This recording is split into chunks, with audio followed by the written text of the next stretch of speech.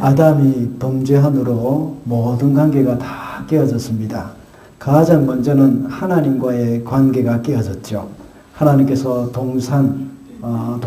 에덴 동산을 거느실 때에 아담은 두려워서 숨었습니다.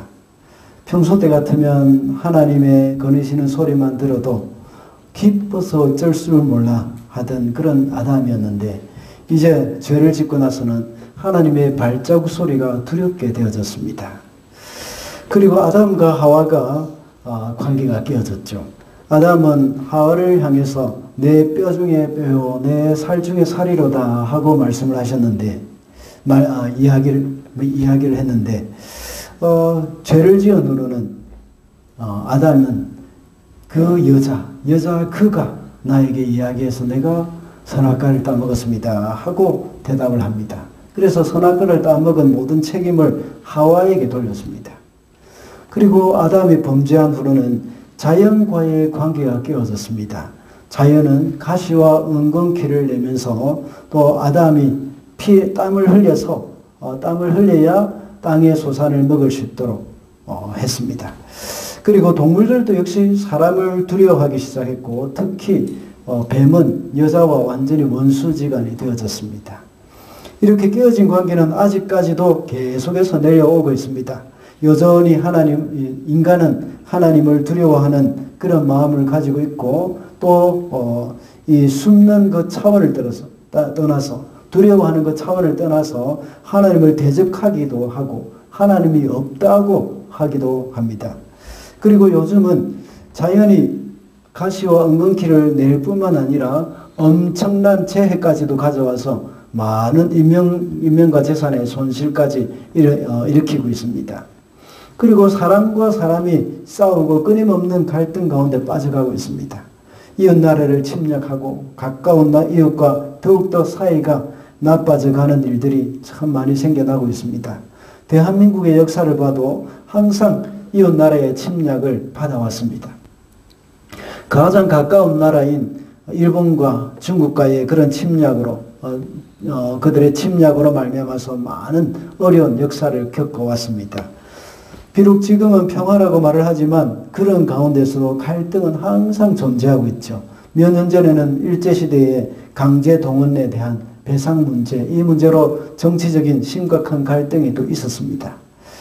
이런 것들이 지금은 해결된 것처럼 보이지만 여전히 한국과 일본 사이에는 보이지 않는 벽이 존재하고 있다는 것은 그 누구도 부인할 수 없을 것입니다. 또한 중국과도 역시 다르지 않습니다. 국가 간의 관계뿐만 아니라 또 우리의 인간관계에서도 역시 갈등이 존재하고 있습니다.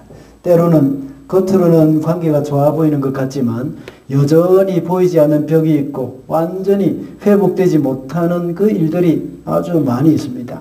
이것은 인위적인 노력으로만 되는 것이 아니기 때문입니다. 다들 아시겠지만 저는 예수님을 믿는 신앙 때문에 집에서 쫓겨난 적이 있었습니다. 기도원이나 친구의 집, 우리 교회 집사님 댁에서 또 머물기도 하고 이리저리 다니면서 전전긍긍하다가 한참 시간이 지난 후에 다시 집으로 돌아가십니다. 그렇지만 저는 아버지와의 관계가 아직 완전히 회복되지 못했습니다. 다시 돌아가고 아버지와 함께 산다고 해서 다 좋아지는 것은 아닙니다. 근본적인 문제가 해결되지 않으면 아무리 함께 지낸다고 해도 관계가 회복되는 것이 아닙니다. 아버지와 함께 있는 중에도 저는 항상 저와 아버지의 관계는 화약고와 같았습니다. 교회 교자만 나와도 아버지는 화를 내셨고 식사 시간에 기도하는 것만 봐도 아주 못마땅해 하셨습니다. 시간이 많이 흐른 뒤에 저는 선교단체에서 훈련을 받는 중에 하나님 아버지의 큰 사랑을 제가 깨닫게 되었습니다. 하나님 아버지의 사랑을 알고 나니까 육신의 아버지의 사랑도 역시 깨닫게 되어졌습니다. 내가 예수 믿는다고 해서 저희 아버지께서 저를 쫓아내거나 여러 가지로 핍박하신 것은 내가 미워서 그렇게 하신 것이 아니었다는 것을 깨닫게 되었습니다. 그저 아버지가 싫어하시는 예수쟁이로부터 나를 지키고 싶어 하시는 것이 바로 아버지의 마음이었습니다. 그것을 깨닫고 나서 저는 아버지께 사과를 했습니다. 무엇을 사과했을까요? 나를 힘들게 하실 때에 그때 제가 아버지께 대들거나 또 아버지의 마음을 아프게 한 것에 대해서 아버지에게 사과를 드렸습니다. 그리고 아버지께 아버지 사랑합니다 하고 말씀을 드렸습니다. 그 후에야 비로소 아버지와의 관계가 완전히 회복이 되었습니다. 그 후로 아버지는 저의 신앙을 인정해 주셨고 또 이해해 주셨습니다. 나중에는 우리 아버지도 예수님을 믿으셨습니다. 오늘 본문에서도 역시 야곱의 모든 아들들이 한자리에 모이게 되었습니다. 야곱의 아들들은 베냐민을 데리고 왔고 스파이라는 누명도 벗어졌습니다. 그런데 아직 자신이 요셉이라는 사실을 밝히지 않았습니다. 그 이유가 무엇일까요? 20년 만에 만난 그 형제들 앞에서 자신을 밝히지 못하고 하나가 되지 못하게 만들었던 그것이 무엇이겠습니까? 그들은 같이 만나고 함께 있다고 해서 그 문제가 완전히 해결이 된 것이 아닙니다. 야곱의 12아들이 단순히 한자리에 모여 있는 것, 그것만으로서 그들이 하나가 됐다고 볼 수는 없습니다. 그들에게 더 필요한 것이 있었습니다. 근본적인 문제가 해결이 되어야 하는 겁니다. 그냥 굶주린 아버지와 형들을 도와주는 것이 문제를 해결하는 것이 아니었습니다. 그들과 진정으로 화해를 하고 그들과 다시 하나가 되어지는 것, 이것이 더 중요한 것입니다. 그러기 위해서 그들은 그들의 마음에 아직도 요셉을 미워하는 마음이 남아있는지 그렇지 않은지 그것을 요셉이 확인을 해야 합니다. 그것을 확인하기 위해서는 베냐민을 향한 형들의 태도가 어떠한지 이것을 보아야 하는 것이죠. 오늘 본문부터 다음 장까지는 우리 요셉이 그것을 확인하는 과정이 잘 기록되어 있습니다. 그래서 오늘은 관계 회복의 길이라는 제목으로 어떻게 하면 우리의 깨어진 관계가 회복될 수 있을지 그것을 알아보도록 하겠습니다. 첫째로 관계를 회복하기 위해서는 오해가 없어야 합니다. 23절 말씀입니다. 그 관리인이 말하였다. 그동안 별거 없으셨습니까? 걱정하지 마십시오. 댁들을 돌보시는 하나님, 댁들의 조상을 돌보신 그 하나님이 그 자루에 보물을 넣어주신 것입니다. 나는 댁들이 낸 돈을 받았습니다. 이렇게 말하면서 관리인은 시므온을 그들에게로 데리고 왔다. 야곱의 아들들이 이집트에 도착해서 이집트의 총리가 된 요셉 앞에 서게 되었습니다. 이제는 베냐민을 데리고 옴으로써 스파이가 아니라는 것이 증명이 되어졌습니다. 의심도 다 풀렸습니다. 이제는 하루속히 곡식을 사가지고 가나안 땅으로 돌아가는 일만 남았습니다. 그러나 총리는 곡식은 주지 아니하고 자기 집으로 초대해서 함께 식사를 하겠다고 말을 합니다. 그들 생각에는 뭔가 일을 꾸며서 자신들을 공경에 처하게 만드는 것이 아닌지 아주 걱정을 하고 있었습니다. 형들은 요셉의 마음을 이해하지 못했기 때문에 아주 두려워했습니다. 혹시 지난번에 왔을 때에 그들이 사간 곡식 값으로 낸 돈, 그것이 자기들의 자루에 그대로 들어있는 것, 그 때문에 혹시 큰 어려움에 빠지는 것은 아닌지, 그것을 빌미로 해서 자기들에게 나귀를 빼앗아가고 또 노예로 삼으려고 한다는 그런 생각까지도 하게 되었습니다. 그래서 누가 묻지도 않았는데 안내하는 관리인에게 처음에 구입해간 그 곡식 자루 속에 있는 그 돈, 그것을 다시 가져왔다고 말을 합니다. 그리고 그 돈뿐만 아니라 곡식을 사갈 그 돈까지도 더 가지고 왔다고 말을 하고 있습니다. 그 관리는 대답하기를 걱정하지 마십시오 하고 대답을 합니다. 그 자루에 보물을 넣어두신 분은 바로 당신들의 하나님입니다. 우리는 당신들이 낸 그 곡식값을 이미 다 받았습니다 하고 대답을 합니다. 그러면서 아주 좋은 말로 그들을 안심시켰습니다. 그리고 시므온을 감옥에서 풀어서 데리고 온 것입니다. 우리가 살아가면서 관계의 회복이 없을 때에 상대방의 친절조차도 오해하여서 두려워하게 되는 겁니다. 곡식값을 다시 자료에 넣어주니까 그것을 보면서 더 많이 두려워합니다. 요셉이 형들에게 곡식을 팔고 나서 그 곡식값을 치른 그 돈을 다시 자루에 다 넣어놨는데 그것이 자기들에게 대한 그 사형 선고처럼 느껴졌던 것입니다. 그래서 하나님이 왜 우리에게 이런 어려움을 주시는지 모르겠다 하고 하나님을 원망하는 듯이 말을 하고 있습니다. 그리고 요셉이 자기 집에 초청을 하니까 이제 나귀를 빼앗고 자기들을 노예로 삼을 것이라는 그런 오해까지도 합니다. 그리고 식사 자리도 역시 나의 순서대로 앉히니까 서로 어리둥절해하고 있습니다. 사랑한다는 것은 참 이렇게 어렵습니다. 자식이 부모의 사랑을 이해할 수가 없습니다. 언제 이해를 하게 됩니까? 부모가 되어보면 또 이해할 수 있습니다. 하나님의 사랑도 역시 이해하기가 정말 어렵습니다. 하나님은 우리에게 가장 필요한 것이 무엇인지 잘 아시는 분이십니다. 그래서 어떤 사람들은 간절히 기도하는데 기도 응답을 아주 더디게 해주는 그런 그 하나님에 대해서 원망을 합니다. 또 어떤 사람에게는 기도 응답을 주지 않을 수도 있습니다. 하나님의 사랑을 잘 알지 못하는 사람들은 그것이 이해가 되지 않습니다. 하나님은 왜 나에게 필요한 것을 주시지 않는지, 하나님은 왜 이런 기도도 안 들어주시는 것을 왜 들어주지 않는 것인지, 나를 사랑하지 않기 때문이다 하는 그런 생각을 할 수도 있습니다. 또 심하면 하나님이 없기 때문에 내 기도가 응답되지 않는다 하는 그런 생각이 들기도 합니다. 내가 사랑하는 사람을 왜 데려가는지 알 수가 없습니다. 그러니 하나님은 내가 행복하게 사는 꼴을 못 보시는 것 같다. 하나님이 아주 심술 굳은 분이시다 하는 생각이 들기도 합니다.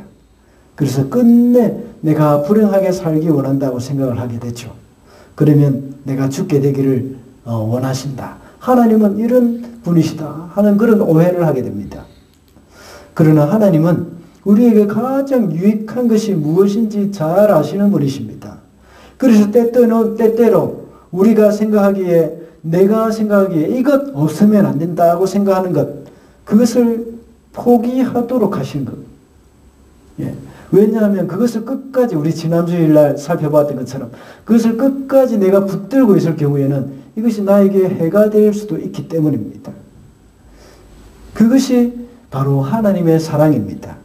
그 사랑을 모를 때는 하나님에 대해서 오해를 하게 됩니다.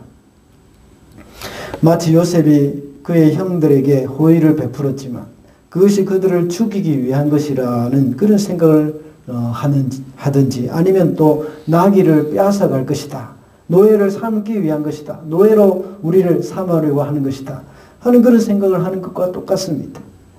형들의 생각은 빨리 곡식이나 주시고 또 시몬과 베냐민을 데리고 아버지께 가게 해 주십시오 하는 그런 생각일 것입니다. 그러나 요셉의 생각은 그것이 아니었습니다. 아버지와 함께 모든 가족이 다 이집트까지 와서 함께 사는 것입니다. 더 이상 위험을 무릅쓰고 이집트까지 오가면서 곡식을 구할 필요가 없도록 할 뿐만 아니라 이제 모든 가족이 하나가 되는 것, 그것을 요셉이 원하고 있는 겁니다. 지금 그런 과정 중에 있는 것이죠. 그런데 형들은 오해를 하고 있습니다. 우리가 하나님의 사랑을 깨닫지 못할 때는 하나님에 대한 오해, 우리도 이렇게 할 수도 있다는 것입니다. 사랑과의 관계에서도 역시 마찬가지입니다. 우리는 서로에 대한 부정적인 생각을 하는 것이 습관이 되어 있습니다. 그것은 아마 죄의 본성 때문일 것입니다. 어떤 일이 일어나면 꼭 부정적인 생각부터 먼저 하면서 오해를 하려고 합니다. 그렇게 할 때에 관계의 회복은 기대할 수가 없습니다. 제가 자주 드리는 말씀이지만 사람들은 정말 오해하기로 작정한 것 같습니다. 그래서 어떤 선한 의도를 가지고 상대방에게 친절을 베풀어도 그것을 부정적으로 받아들여서 오해를 합니다.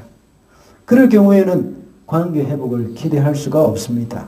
그러면 상대방이 어떻게 다가와도 담을 쌓고 살 수밖에 없는 그런 상황이 됩니다. 마음을 열지 못하고 있는 것입니다. 왜 이렇게 담을 쌓고 살까요? 상처를 받지 않기 위해서입니다. 오래전에 제가 한번 말씀을 우리가 말씀을 살펴본 것이 있는데, 창세기 4장에 보면 가인의 이야기가 나옵니다. 가인이 아벨을 죽이고 쫓겨난 상황에서 에덴의 동쪽 노 땅에 살게 되었습니다. 거기서 하나님이 가인에게 내가 너를 보호해 주겠다 하는 그런 약속을 하셨음에도 불구하고 가인은 거기서 성을 쌓았습니다. 왜 성을 쌓았겠습니까? 자기 스스로 내가 나를 보호하겠다. 내가 가인이 아벨을 죽인 그 핏값으로 나를 만나는 자마다 나를 해칠 것이라는 그런 생각 때문입니다. 그래서 자기 스스로 하나님이 보호해 주겠다고 약속하셨음에도 불구하고 그것을 믿지 못하고 자기 스스로가 나는 나를 보호하겠다 하는 그런 생각을 가지고 성을 쌓은 것입니다. 그래도 역시 우리도 역시 가인처럼 직접 성을 건축하지는 않을 것입니다. 그러나 다른 사람으로부터 스스로 보호하기 위해서 여러 가지 수단을 사용하고 있을 수도 있습니다. 그래서 마음의 성을 쌓음으로써 다른 사람들이 나에게 접근하지 못하도록 하고 있습니다. 브루스 탐슨이라는 분이 쓴 내 마음의 벽이라는 책을 보면 우리는 모두가 다 벽을 쌓고 있다고 말을 합니다. 그래서 그 속에 자신을 가둬놓고 아무도 접근하지 못하게 하고 있습니다. 다른 사람에게 마음의 문도 열지 않고 있습니다. 왜냐하면 상처를 받게 될 것을 두려워하기 때문입니다. 그 두려움으로 인해서 쌓아 올린 그 벽은 올바른 것이 아닙니다. 다른 사람들을 향해서 가지는 오해도 역시 다른 잘못 쌓아 올린 벽에 불과합니다. 그 사람을 믿고 그 사람이 하는 것에 대해서 이제 마음을 열고 긍정적으로 생각하다가 실망할 수도 있는 것입니다. 그래서 미리 자신을 보호하는 것이죠. 상대방이 하는 말이나 행동은 무조건 부정적으로 보고 오해를 하기로 작정한 사람처럼 사는 것입니다. 그래서 그것이 바로 또 다르게 잘못 쌓아 올린 벽이 되어지는 겁니다. 그래서 아모스 선지자는 말하기를 하나님의 다름줄을 대어보고 그 성벽을 다 허물 것이라고 말씀하셨습니다. 여기서 말하는 다림줄이라는 것은 벽을 쌓을 때의 수직을 살펴보기 위해서 줄을 달아서 늘어뜨리는 그 줄입니다. 그렇게 하면서 이제 벽이 비스듬하게 쌓아졌는지 혹시 아니면 수직으로 바로 쌓아졌는지 그것을 보기 위해서 이렇게 다림줄을 내려보는 겁니다. 우리도 역시 하나님의 다림줄이라고 할 수 있는 그 성경 말씀을 우리의 삶 속에 맞춰보고 잘못 쌓아 올린 벽들, 그것은 다 허물어야 합니다. 그 중에 하나가 바로 다른 사람들을 의심하고 오해하는 것입니다. 그 벽이 잘못 쌓아 올려졌다면 그것을 허물어 버려야 합니다. 아모스에 나오는 북이스라엘은 스스로 그것을 허물지 않았을 때에 하나님께서 아수르를 통해서 그것을 허물어 버리셨습니다. 그래서 사마리아 성이 무너지고 궁이 무너졌다고 말씀하고 있습니다. 다윗은 시편에서 고백하기를 하나님이 나의 산성이라고 했습니다. 하나님이 다윗을 지키시고 보호하신다는 사실을 다윗은 확신하고 있었습니다.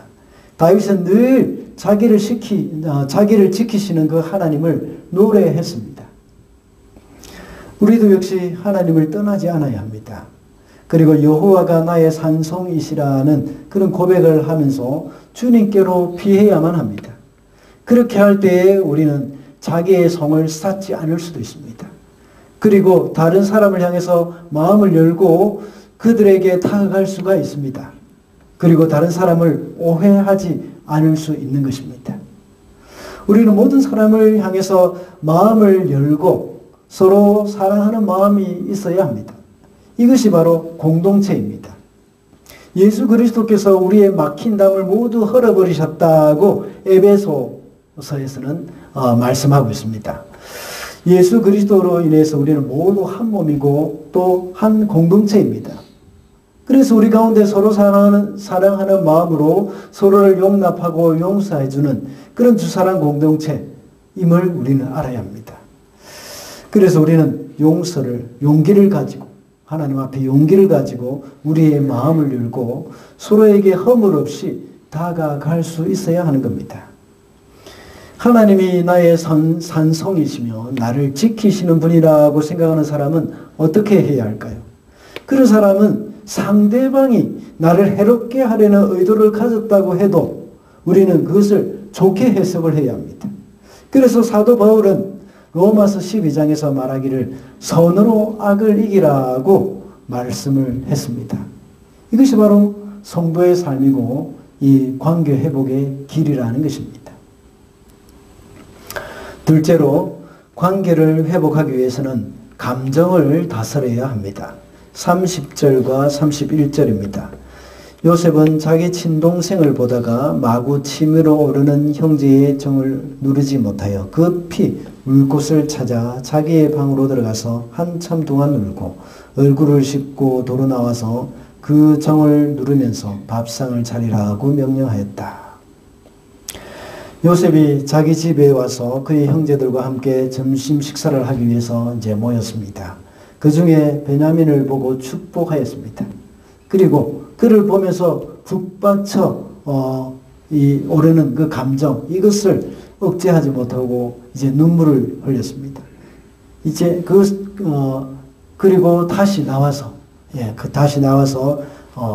이제 감정을 드러내지 않고 평정심을 가지고 말을 했습니다. 요셉은 동생을 향한 긍휼의 마음이 있었습니다. 어릴 때 늘 그와 함께 있으면서 형들에게 괄시를 받고 무시당하면서 살았습니다. 요셉과 베냐민은 늘 저녁이 되면 단둘이 앉아서 하늘의 별을 바라보면서 돌아가신 어머니를 그리워했을 것입니다. 저 별은 엄마 별, 저 별은 형아 별, 이렇게 하면서 밤하늘을 바라보면서 서로 이야기했겠죠. 왜 형들은 우리를 미워하는 걸까? 엄마는 왜 빨리 돌아가셨지? 엄마가 보고 싶어. 우리도 다른 형들처럼 엄마가 있었으면 좋겠어. 하고 말을 했을 것입니다. 그러면서 서로에 붙받쳐 서로 부둥켜 안고 울기도 했을 것입니다. 그렇게 하면서 두 사람은 서로 의지하면서 살아왔던 그 어릴 적의 생각들이 났을 것이죠.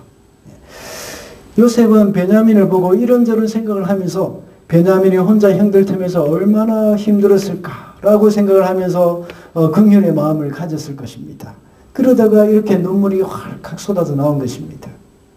그러나 지금은 눈물을 보일 때가 아니라고 생각했습니다. 그래서 급히 들어가서 혼자서 울고 나왔습니다. 요셉이 감정을 억제하고 눈물을 보이지 않은 데는 그 이유가 있습니다. 형들의 마음을 알아보기 위해서입니다. 그래서 그들을 진실된 회개로 이끌어가기 위한 그러한 그의 마음이었습니다.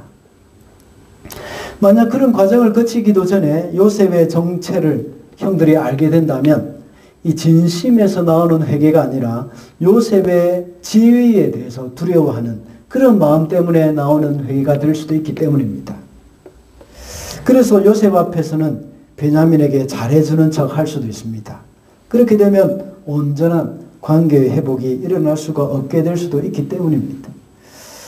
과거에 요셉을 미워하던 형들의 마음이 변했는지 그렇지 않은지를 알기 위해서는 베냐민을 대하는 형들의 태도를 보면 알 수 있다고 했습니다. 그래서 요셉은 형들 앞에서 감정을 잘 다스렸습니다. 그는 이렇게 긍정적인 감정조차도 지금은 때가 아님을 알고 참았던 겁니다. 그리고 형들에 대한 부정적인 감정도 역시 잘 다스렸습니다. 물론 그는 이미 형들을 용서했기 때문에 미운 감정도 무슨 서운한 감정도 다 없었습니다. 우리도 역시 관계 회복을 위해서는 감정을 잘 다스릴 필요가 있습니다. 그런 긍정적인 감정만 잘 다스리면 되는 것이 아닙니다. 우리와의 관계의 회복이 필요한 그 사람들을 향한 우리의 그 부정적인 감정도 잘 다스려야 합니다. 관계가 깨어지는 대부분의 원인은 서로에 대한 그 부정적인 감정을 잘 다스리지 못하기 때문입니다. 지난주에 우리 주사랑교회 교육자 리트릿을 할 때에 아침 묵상 시간에 나눈 말씀입니다. 에스겔의 이야기죠. 24장에 나오는 말씀입니다. 하나님은 에스겔에게 아내가 죽어도 슬퍼하지 말라고 하셨습니다. 슬픔의 감정조차도 하나님의 말씀 앞에 굴복시켜야 한다는 것입니다. 그리고 하나님의 사역자는 감정대로 일을 처리해서는 안 된다고 했습니다. 그리고 조금 더 사실적으로 표현하자면 성질대로 해서는 안 된다는 것이죠. 특별히 사역자는 감정적으로 많이 지쳐 있을 때가 참 많습니다. 그럴 때도 역시 우리의 감정을 하나님의 말씀 앞에 굴복시켜야 하는 겁니다. 우리는 슬프고 외로울 때뿐만 아니라 분노가 치밀어 오를 때도 역시 나의 감정을 그대로 쏟아내서는 안 됩니다. 하나님의 백성은 힘든 일이 닥칠 때에도 하나님이 어떻게 하기를 원하시는지를 알고 그대로 해야 합니다. 성도는 기쁠 때 기뻐할 줄 알고 슬플 때 슬퍼할 줄 알아야 됩니다. 그러나 하나님의 나라를 위해서 일을 할 때에는, 그리고 하나님의 뜻을 이루기 위해서는 우리의 슬픔의 감정도, 그리고 또 기쁨의 감정도, 더 나아가서 이 분노의 감정조차도 우리가 다스려야 하는 것입니다. 우리는 감정적으로 일을 처리하기보다는 이럴 때 내가 어떻게 반응하기를 원하시는지, 하나님께서 원하시는 것이 무엇인지 생각을 해야 합니다. 감정이 막 북받쳐 오르고 막 분노가 치밀어 오를 때는 생각이 안 나죠. 그렇지만 그것을 우리가 억눌러야 하는 것이 바로 하나님의 말씀 앞에 우리의 감정을 굴복시키는 것입니다. 그렇게 해서 생각을 해야 합니다. 하나님이 나에게 이 상황에서 어떻게 반응하기를 원하시는지. 그것이 바로 사명자가 해야 할 일이라는 겁니다. 사명자는 사사로운 감정에 얽매이지 말아야 하는 것입니다. 이것이 어디 사역자들에게만 해당되는 말씀입니까? 모든 성도들에게도 해당되는 말씀입니다. 그리고 모든 인간관계에 해당되는 것이죠. 심지어 가족들에게도 마찬가지입니다. 우리가 가장 편안하게 감정을 덜어낼 수 있는 그런 대상이 바로 가족이지 않습니까? 그러나 아무리 가깝고 사랑하는 관계라고 하더라도 이런 분노의 감정을 다스리지 않는다면 서로에게 깊은 상처를 주게 될 뿐만 아니라 관계 회복이 어렵습니다. 그래서 야고보서 1장 20절에 보면 노하는 사람은 하나님의 의를 이루지 못한다고 말씀하고 있습니다. 그러므로 우리는 사람들을 향한 분노의 감정이나 미움의 감정조차도 다스려야 합니다. 사람이 그렇게 할 때에 더 이상 관계가 나빠지지는 않습니다. 그 대신 회복의 길이 열릴 수 있습니다. 요셉은 이러한 감정조차도 잘 다스렸기 때문에 형들에 대한 그 관계 회복을 성공적으로 이끌어갈 수가 있었던 것입니다.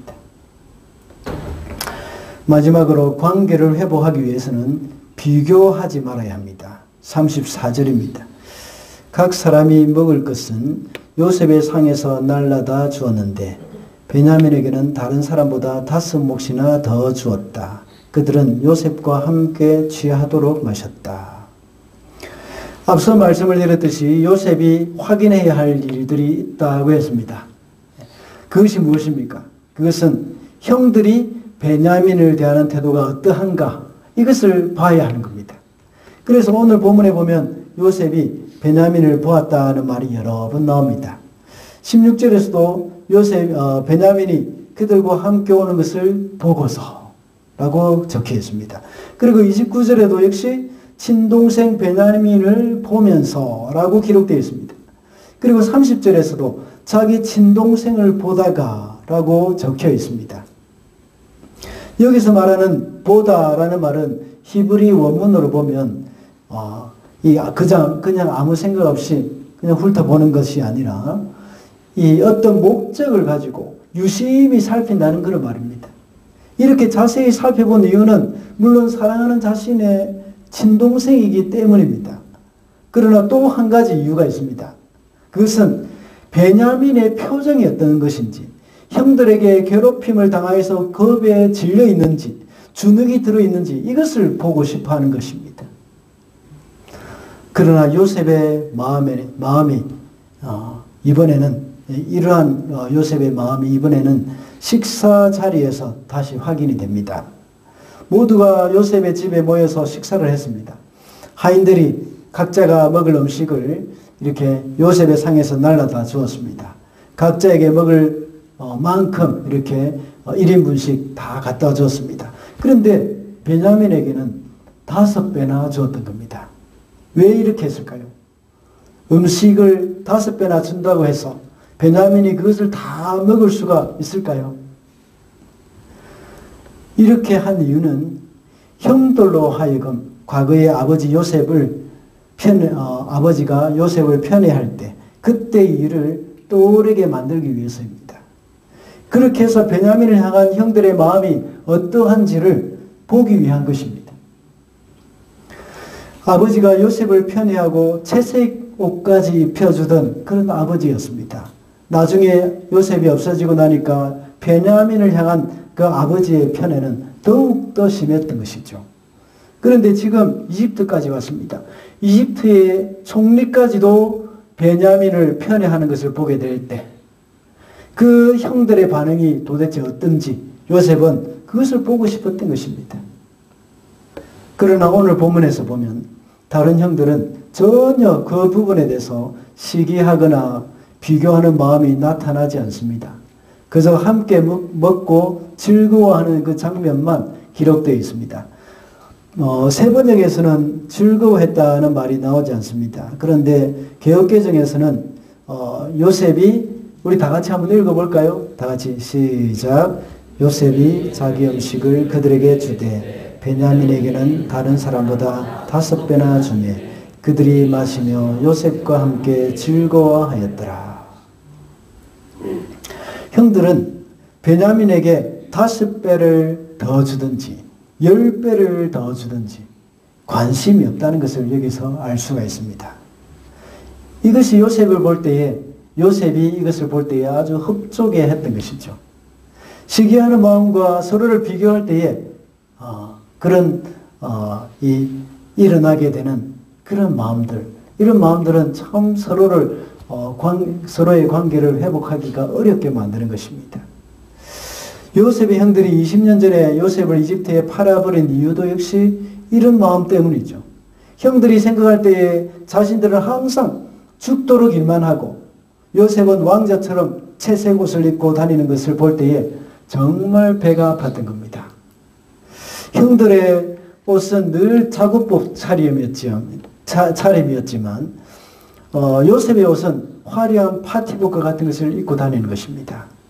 요셉과 자신들을 비교해 볼 때에 정말 속이 뒤틀리는 것이죠. 그리고 아버지는 항상 자신들을 향해서 야단만 칩니다. 그리고 자신들만 보는 그 눈빛은 정말 뭔가 못마땅한 듯이 레이저가 막 나오는 겁니다. 그런데 요셉을 볼 때에는 너무나도 부드럽고 꿀이 뚝뚝 떨어집니다. 그 요셉을 보는 아버지의 눈빛은 항상 하트가 그려져 있는 겁니다.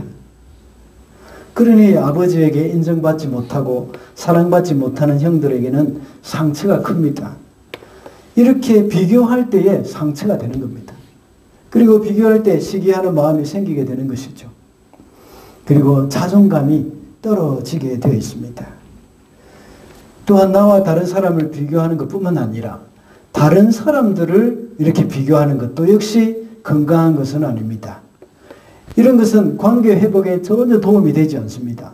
하나님은 우리 모두를 독특한 존재로 만드셨습니다. 그래서 다른 사람과 나 자신을 비교할 필요가 없습니다. 나는 나대로 하나님이 만드신 존귀한 존재입니다. 그리고 다른 사람은 다른 사람대로 존귀한 존재입니다. 그것을 잊어버릴 때에 자꾸만 비교가 됩니다. 우리 옆에 분에게 인사하십시다. 당신은 존귀한 분이십니다. 하고 인사하십시다. 네. 네. 우리가 다른 사람들을 비교할 때에, 다른 사람과 나를 비교할 때에 그 우리의 존귀함을 발견하지 못하고 다른 사람들도 다른 사람들끼리 비교할 때에 존귀함을 발견하기 어렵습니다. 모두가 하나님의 만드신 특별한 존재임을 알고 그들을 존중하는 마음으로 볼 수 있어야 합니다. 아무리 아버지가 자신들을 괄시한다고 해도 하나님이 만드신 나의 존귀함은 변함이 없다 하는 그 믿음을 가져야 합니다. 아무리 자신이 자국복만 입고 다닌다고 해도 그 옷이 자신들의 존귀함을 떨어뜨리지 않는다는 사실, 그것을 믿어야 합니다. 아무리 아내가 바가지를 긁는다고 하더라도 나의 존귀함은 그대로다는 하는 그 사실 우리는 기억해야 합니다. 왜 웃으십니까? 다른 사람들에게 무시를 당하는 일이 있어도 하나님은 나를 존귀하게 여긴다는 것을 잊어서는 안 됩니다. 그러므로 우리는 서로를 비교하지 않고 하나님이 우리에게 주신 그 은혜로 만족하면서 기뻐해야 하는 것이죠. 그렇게 할 때 시기하는 마음이 없어지고 관계가 회복이 될 수가 있습니다. 결론을 좀 길게 맺겠습니다. 오늘은 관계 회복의 길이라는 제목으로 말씀을 살펴봤습니다. 관계 회복을 위해서는 오해가 없어야 합니다. 그리고 감정을 잘 다스려야 한다고 했습니다. 또한 비교하지 말아야 한다고 했습니다.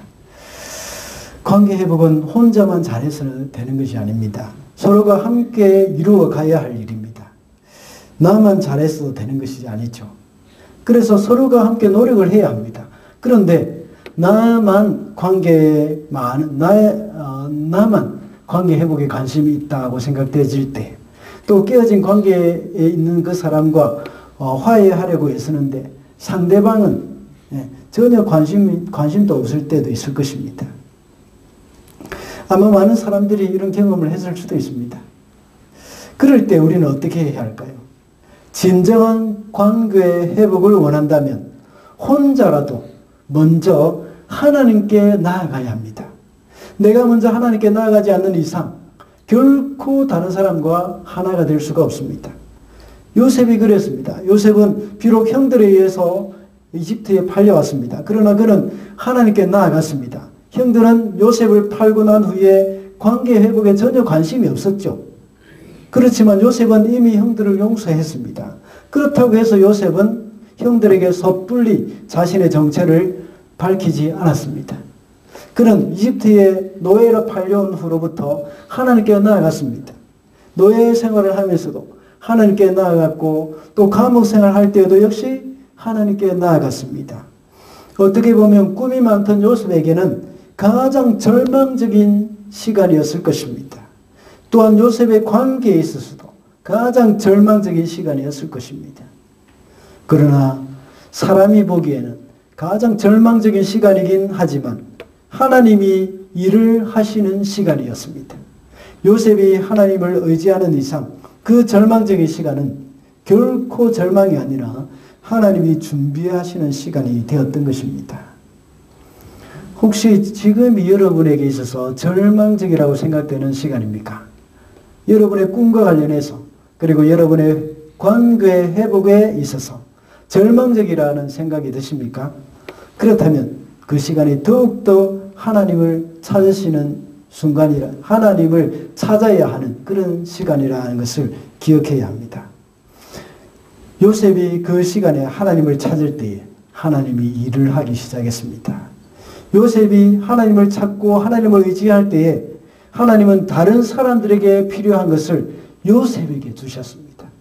그래서 사람들이 요셉에게 오게 만들어 주셨습니다. 사람들이 필요한 것이 무엇이었습니까?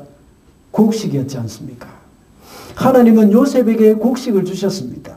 온 세상 사람들이 다 먹고 남을 수 있는, 또 온 세상 사람들을 다 먹여 살릴 수 있는 그 곡식을 요셉에게 하나님이 주셨습니다.